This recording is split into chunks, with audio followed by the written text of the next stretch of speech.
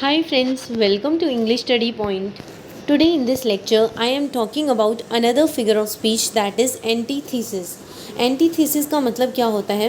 Use of words that are opposite to highlight contrasting ideas. कि मतलब same sentence के अंदर उन वर्ड्स का यूज़ करना जो कि एक दूसरे से अपोजिट हो. मैं फिर से बताना चाहूँगी कि सेम ही सेंटेंस में दो ऑपोजिट वर्ड्स का यूज़ करना ताकि हम जो है उन वर्ड्स के थ्रू जो है दो कॉन्ट्रास्टिंग आइडियाज़ को हाईलाइट कर सकें. कि यूज़ ऑफ वर्ड्स की एक ही लाइन मतलब सेम ही सेंटेंस के अंदर ऑपोजिट वर्ड्स को यूज़ करना और जिसके थ्रू कॉन्ट्रास्टिंग आइडियाज़ को हाईलाइट करना, मतलब एक आइडिया दूसरे आइडिया से कैसे अलग है, सो उसे एंटीथीसिस बोला जाता है. Use of words that are opposite to highlight contrasting ideas. When you use opposite words और opposite ideas together in one sentence to achieve a contrasting effect. कि जब आप एक सेंटेंस में ऑपोजिट वर्ड या फिर ऑपोजिट आइडियाज़ लिखते हो, यानी एक ही सेंटेंस में ऑपोजिट वर्ड या फिर ऑपोजिट आइडिया लिखते हो, ये बताने के लिए दो आइडियाज़ के बीच में कॉन्ट्रास्टिंग इफेक्ट बताने के लिए कि पहला आइडिया दूसरे आइडिया से कैसे डिफरेंट है, सो उसे हम जो है एंटीथीसिस बोलते हैं. कि मतलब सेम ही सेंटेंस के अंदर दो वर्ड्स लिखना और वो दो वर्ड्स जो हो एक दूसरे से डिफरेंट हो और उन डिफरेंट वर्ड्स के थ्रू ये हाईलाइट करना कि पहला आइडिया दूसरे वाले आइडिया से कैसे डिफरेंट है, सो उसे एंटीथीसिस बोला जाता है. देन जैसे एग्जाम्पल हो गया, sleep is silver but silence is gold. Sleep is silver but silence is gold. कि इसमें टू कॉन्ट्रास्टिंग आइडियाज़ है. जैसे स्लीप को हम जो है सिल्वर से एसोशिएट कर रहे हैं और साइलेंस को हम गोल्ड से एसोशिएट कर रहे हैं. कि sleep is silver but silence is gold. To contrasting ideas put together in a same sentence. कि दो ऑपोजिट आइडियाज़ एक ही साथ सेम सेंटेंस में हो, उसे एंटीथीसिस बोलते हैं.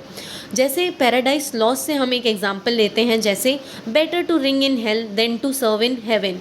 कि मतलब उसमें पैराडाइज लॉस्ट में सेटन बोलता है कि बेटर रहेगा हेल में रिंग करना, यानी रूल बेटर रहेगा हेल का राजा बने रहना बजाय कि हेवन में रहकर गॉड को सर्व करना.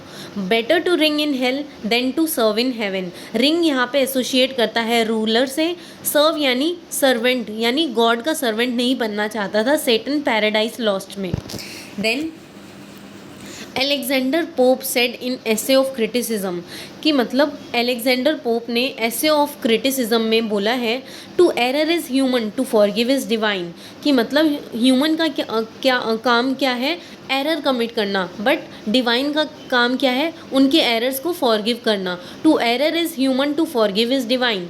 देन चार्ल्स डिकेंस की novel tale of two cities भी एक अच्छा एग्जाम्पल हो सकती है एंटीथीसिस का. जैसे it was the best of time, it was the best of time. कि आप देख सकते हैं सेम ही सेंटेंस के अंदर दो अपोजिट आइडियाज़ बता रखे हैं, सो इसे हम एंटीथीसिस कहते हैं. और ये इसलिए यूज़ की जाती है ताकि हम दो आइडियाज़ के बीच में कॉन्ट्रास्ट फाइंड कर सकें, कि मतलब ये बता सकें कि पहला आइडिया दूसरे वाले आइडिया से कैसे डिफरेंट है. Then by using such attention grabbing oppositions, authors are able to communicate their ideas more effectively. कि मतलब ऑथर जो होते हैं वो एंटीथीसिस का इसलिए यूज़ करते हैं ताकि रीडर्स की अटेंशन को ग्रैब कर सकें और साथ ही साथ अपने मतलब ऑथर अपने आइडियाज़ को रीडर्स के सामने इफ़ेक्टिव वे में कम्युनिकेट कर सकें. And then they are able to, और इसी के थ्रू जो है वो अपने आइडियाज़ को बहुत मेमोरेबल बना सकते हैं एंटीथीसिस के थ्रू. जैसे चार्ल्स डिकेंस का tale of two cities novel है, it was the best of time, it was the worst of time. कि इसके थ्रू जो है हमें याद रह जाता है, एक मेमोरेबल आइडिया बन जाता है, यादगार आइडिया बन जाता है एंटीथीसिस के through. By using antithesis statement has become more memorable. कि एंटीथीसिस का यूज़ करके क्या होता है, स्टेटमेंट जो है मतलब कही हुई स्टेटमेंट बहुत मेमोरेबल बन जाती है. जैसे मैंने आपको चार्ल्स डिकेंस का एक एग्जांपल दिया, it was the best of time, it was the worst of time. कि ये कितनी मेमोरेबल बन गई. सो एंटीथीसिस इसलिए काम आती है एक राइटर जब भी वर्क लिखता है और उसमें अगर एंटीथीसिस मेंशन करता है. So it helps to communicate the ideas more effectively. So friends, इसी के साथ ये लेक्चर एंड होता है। एंड फ्रेंड्स, अगर आपको इस चैनल के लेक्चर्स पसंद आते हो तो प्लीज़ लाइक करें, शेयर करें, कमेंट करें और साथ ही साथ सब्सक्राइब करना ना भूलें। Thanks for listening friends.